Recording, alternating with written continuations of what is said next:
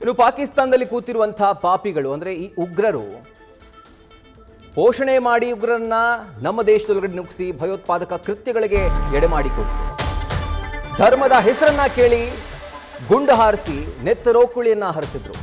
ಈಗ under water ಟ್ರೈನಿಂಗ್ಗೆ ಪಾಕಿಸ್ತಾನದ ಪಾಪಿಗಳು ರೆಡಿ ಆಗ್ತಾ ಇದ್ದಾರೆ. ಭಾರತದ ವಿರುದ್ಧ ದಾಳಿಗೆ ಪಾಕಿಸ್ತಾನದ ನೆಲದಲ್ಲೇ ಈಗ ಟ್ರೈನಿಂಗ್ ಅನ್ನು ನೀಡಲಾಗ್ತಾ ಇದೆ. ಉಗ್ರರಿಗೆ ಅಂಡರ್ ವಾಟರ್ ಟ್ರೈನಿಂಗ್ ಅಂತೆ. ಲಷ್ಕರ್ ಈ ತೊಯ್ಬಾ ಈ ಸಂಘಟನೆ ಈ ಒಂದು ಟ್ರೈನಿಂಗ್ ಅನ್ನ ಕೊಡ್ತಾ ಇದೆ. ಹಾಗಿದ್ರೆ ಇದರ ಲೆಕ್ಕ ಏನು? ಭಾರತ ನೀರು ನಿಲ್ಲಿಸೋಕೆ ಮುಂದಾಗಿದೆ, ನಾವು ಸಿದ್ಧವಾಗಬೇಕು, ಈ ಬಾರಿ ನೀರಿನಲ್ಲಿ ಏನಾದರೂ ಮಾಡಬೇಕು ಅಂತ ಈ ಪಾಪಿಗಳು ಸ್ಕೆಚ್ ಹಾಕ್ತಿದ್ದಾರಂತೆ. ಲಷ್ಕರ್ ಎ ತೊಯ್ಬಾ ಭಯೋತ್ಪಾದಕನಿಂದ ಒಂದು ಟ್ರೈನಿಂಗ್ ನೀಡಲಾಗ್ತಾ ಇದೆ. ಭಯೋತ್ಪಾದಕ ಹ್ಯಾರಿಸ್ ದರ್ನಿಂದ ದಾಳಿಯ ಸುಳಿವು ಲಭ್ಯವಾಗಿದೆ. ಈಗ ಸಿಂಧು ನದಿ ನೀರಿಲ್ಲದೆ ಪಾಕಿಸ್ತಾನ ವಿಲವಿಲ ಅಂತ ಒದ್ದಾಡ್ತಾ ಇದೆ. ಯಾಕಂದ್ರೆ 30% ಅಷ್ಟು ಪಾಕಿಸ್ತಾನದ ಆರ್ಥಿಕತೆ ಸಿಂಧು ನದಿಯ ನೀರಿನ ಮೇಲೆ ಅವಲಂಬಿತವಾಗಿರುವಂಥದ್ದು. ಅಲ್ಲಿಂದ ಹರಿದುಕೊಂಡು ಬರುವಂಥ ನೀರನ್ನು ಕೃಷಿಯೇತರ ಚಟುವಟಿಕೆಗಳಿಗೆ, ಕೃಷಿ ಚಟುವಟಿಕೆಗಳಿಗೆ ಬಳಸಿ ಅದರಿಂದ ಬರುವಂಥ ಆದಾಯ ಏನಿದೆ ಸುಮಾರು 30% ಪಾಕಿಸ್ತಾನದ ಆರ್ಥಿಕತೆಯ 30% ಅಷ್ಟು. ಸೊ ಈಗ ಭಾರತ ಅದಕ್ಕೆ ಕತ್ರಿ ಹಾಕಿದೆ. ಹೀಗಾಗಿ ಭಾರತ ನಮಗೆ ನೀರು ನಿಲ್ಲಿಸಿದೆ, ನಾವು ನೀರಿನಲ್ಲೇನಾದರೂ ಮಾಡಬೇಕು ಅನ್ನುವಂಥ ಸ್ಕೆಚನ್ನು ಹಾಕ್ಕೊಂಡು ಈ ಪಾಪಿಗಳು ವಾಟರ್ ಟೆರರಿಸಮ್ಗೆ ಮುಂದಾಗಿದ್ದಾರೆ. ನೋಡಿ, ಆ ವಿಜುವಲ್ಸ್ ಕೂಡ ಗಮನಿಸ್ತಾ ಇದ್ದೀರಿ. ಅವ್ರು ಈಜಾಡಿ ಸ್ವಿಮ್ಮಿಂಗ್ ಮಾಡಿ ಪ್ರಾಕ್ಟೀಸ್ ಮಾಡ್ತಿರುವಂಥದ್ದಲ್ಲ ಅದು. ನೋಡಿದ್ರೆ ಒಳ್ಳೆ ಮುಳುಗೋ ರೀತಿ ಇದೆ ಅದು. ಯಾವುದಕ್ಕೂ ಪ್ರಯೋಜನ ಇಲ್ಲದೆ ಇರುವಂಥವ್ರನ್ನ ಸೆಲೆಕ್ಟ್ ಮಾಡಿ ನಮ್ಮ ದೇಶದ ವಿರುದ್ಧ ಭಯೋತ್ಪಾದಕ ಕೃತ್ಯಕ್ಕೆ ಕಳಿಸುವಂಥ ಉಗ್ರ ಸಂಘಟನೆಗಳನ್ನು ಬೆಂಬಲಿಸಿ ಪೋಷಣೆ ಮಾಡ್ತಾ ಮಡಿಲಲ್ಲಿ ಲಾಲಿ ಹಾಡ್ತಾ ಸಾಕ್ತಾ ಇರುವಂಥ ಪಾಕಿಸ್ತಾನಕ್ಕೆ ಯಾವತ್ತಿದ್ರೂ ಕೂಡ ಈ ಪಾಪಿಗಳು ಟೈಮ್ ಬಾಂಬ್ ಇದ್ದಂತೆ. ತಲೆಕೆಟ್ಟರೆ ಆ ಜನಗಳ ಮೇಲೇ ದಾಳಿ ಮಾಡ್ತಾರೆ ಅಂಥ ಪಾಪಿಗಳು ಇವರೆಲ್ಲರೂ ಕೂಡ.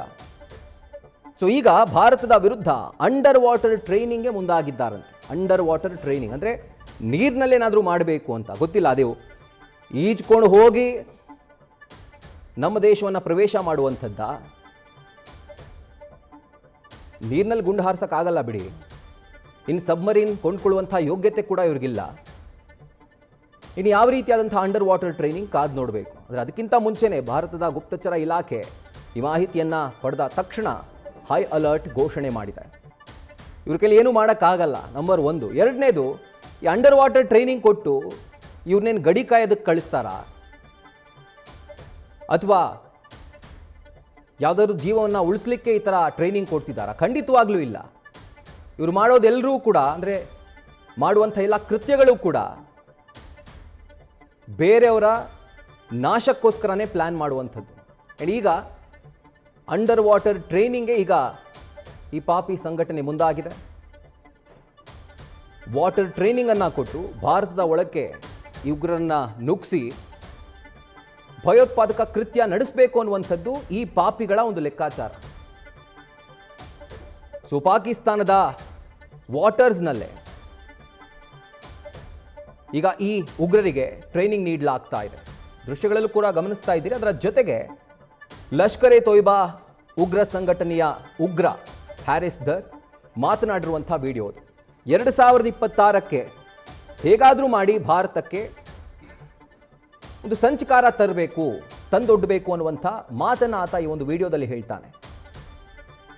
ಅದಕ್ಕೆ ಸಂಬಂಧಪಟ್ಟಂಥ ಆ ಅಂಡರ್ ವಾಟರ್ ಟ್ರೈನಿಂಗೋ ವಾಟರ್ ಟ್ರೈನಿಂಗೋ ಅದೇನು ಕರಿತೀರೋ ಅಥವಾ ಅವರೇನು ಕರೀತಾರೋ ಸೈಂಟಿಫಿಕಲಿ ಆ ಟ್ರೈನಿಂಗನ್ನು ಗಮನಿಸ್ತಾ ಇದ್ದೀರಿ, ಆ ಒಂದು ವಿಡಿಯೋವನ್ನು. ಇವರು ಈಜ್ಕೊಂಡು ಅಕಸ್ಮಾತ್ ಬಂದು ಏನಾದರೂ ವಿಧ್ವಂಸಕ ಕೃತ್ಯಕ್ಕೆ ಪ್ಲ್ಯಾನ್ ಮಾಡಿದ್ದಾರೆ ಅಂತಂದರೆ ಅದು ಕಷ್ಟ ಸಾಧ್ಯ, ಅದು ಆಗದೇ ಇರುವಂಥ ವಿಷಯ, ಅದು ನೆಕ್ಸ್ಟ್ ಟು ಇಂಪಾಸಿಬಲ್. ಯಾಕೆ ಅಂತಂದರೆ ಇವರು ಭಾರತದ ವಾಟರ್ಸನ್ನು ಎಂಟರ್ ಆಗೋಕ್ಕೆ ಮುಂಚೆನೇ ಇವರೆಲ್ಲ ಹೆಣವಾಗಿರ್ತಾರೆ. ಆ್ಯಂಡ್ ಸಬ್ಮರೀನ್ ದಾಳಿ ಮಾಡೋದಕ್ಕೆ ಇವ್ರಿಗೆ ಯೋಗ್ಯತೆ ಇಲ್ಲ. ಯಾಕಂದರೆ ಸಬ್ಮರೀನನ್ನು ಪರ್ಚೇಸ್ ಮಾಡಲಿಕ್ಕೂ ಇವ್ರಿಗೆ ಕೈಯಲ್ಲಿ ದುಡ್ಡಿಲ್ಲ, ಕೊಂಡ್ಕೊಂಡು ಆಪರೇಟ್ ಮಾಡುವಂಥ ಜ್ಞಾನ ಇಲ್ಲ. ನಂಬರ್ 2ನೇದು. 3ನೇದು, ನೀರಿನಲ್ಲೇ ಬುಲೆಟ್ ಹೊಡಿತೀವಿ, ಬಾಂಬ್ ಹಾಕ್ತೀವಿ ಅಂತಂದರೆ ಅದು ಸಾಧ್ಯ ಇಲ್ಲ. ಇಷ್ಟೆಲ್ಲ ಗೊತ್ತಿದ್ರೂ ಯಾಕೆ ಹುಚ್ಚು ಸಾಹಸಕ್ಕೆ ಈ ಪಾಪಿ ಸಂಘಟನೆ ಕೈ ಹಾಕಿದೆ ಗೊತ್ತಿಲ್ಲ. ಬೆಟ್ಟಕ್ಕೆ ಕಲ್ಲು ಹೊರುವಂಥ ಪ್ರಯತ್ನ ಇದು. ಖಂಡಿತವಾಗ್ಲೂ ಅದು ವೇಸ್ಟೇ. ಆ್ಯಂಡ್ ನಮ್ಮ ದೇಶದ ಸಾಮರ್ಥ್ಯವನ್ನು, ಶಕ್ತಿಯನ್ನು ನಾವು ನೆನಪಿನಲ್ಲಿಟ್ಕೊಂಡು ಮಾತಾಡೋ ಹಾಗಿದ್ರೆ ಇವರ ಈ ಸಂಚೆ ವೇಸ್ಟು. ಅದು ಯಾವುದೇ ಕಾರಣಕ್ಕೂ ಕೂಡ ಅದು ರಿಯಾಲಿಟಿಯಲ್ಲಿ ಸತ್ಯವಾಗೋದಕ್ಕೆ ಸಾಧ್ಯನೇ ಇಲ್ಲ.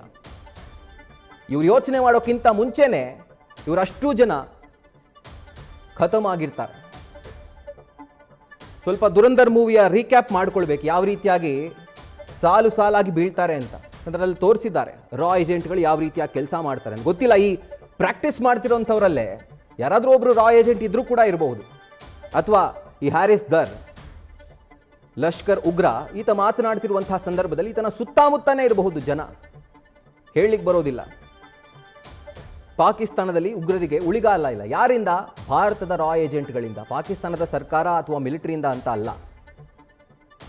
ಅವ್ರ ಜೊತೆನೇ ಇದ್ಕೊಂಡು ಅವರ ಪ್ಲಾನನ್ನು ವಿಫಲಗೊಳಿಸಿ, ಜೊತೆಗೆ ಅವ್ರಿಗೊಂದು ಗತಿ ಕಾಣಿಸುವಂಥ ಚಾಣಾಕ್ಷತನ, ಸಾಮರ್ಥ್ಯ ಆ್ಯಂಡ್ ಬೇಕಾದಂಥ ಎಲ್ಲ ವ್ಯವಸ್ಥೆ ನಮ್ಮ ಏಜೆಂಟ್ಗಳ ಬಳಿ ಇದೆ. ಜೊತೆಗೆ ನಮ್ಮ ದೇಶದ ಸೇನೆ ಬಳಿ ಕೂಡ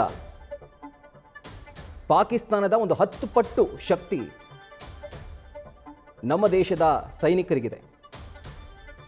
ಯಾವುದು ಕೂಡ ಲೆಕ್ಕಕ್ಕಿಲ್ಲ. ಬಟ್ ಸ್ಟಿಲ್ ಈ ರೀತಿಯಾದಂಥ ಇನ್ಫಾರ್ಮೇಷನ್ಗಳು ಬಂದಂತಹ ಸಂದರ್ಭದಲ್ಲಿ ಅದನ್ನು ನೆಗ್ಲೆಕ್ಟ್ ಮಾಡೋದಕ್ಕೆ ಹೋಗೋದಿಲ್ಲ ರಾ ಏಜೆಂಟ್ಗಳು ಅಥವಾ ಗುಪ್ತಚರ ಇಲಾಖೆ. ತತ್ಕ್ಷಣಕ್ಕೆ ಕಾರ್ಯಪ್ರವೃತ್ತರಾಗಿದ್ದಾರೆ ಹಾಗೂ ಹೈ ಅಲರ್ಟ್ ಘೋಷಣೆ ಮಾಡಿದ್ದಾರೆ. ಭಾರತದ ಸಮುದ್ರ ತೀರದ ವ್ಯಾಪ್ತಿಯಲ್ಲಿ ನಮ್ಮ ದೇಶದ ವಾಟರ್ಸ್ನಲ್ಲಿ ಈಗಾಗಲೇ ಹೈ ಅಲರ್ಟ್ ಘೋಷಣೆ ಮಾಡಲಾಗಿದೆ. ನ್ಯೂಸ್ ಫಸ್ಟ್, ನಿರ್ಭೀತಿಯಿಂದ ನಿಮ್ಮ ಪರವಾಗಿ.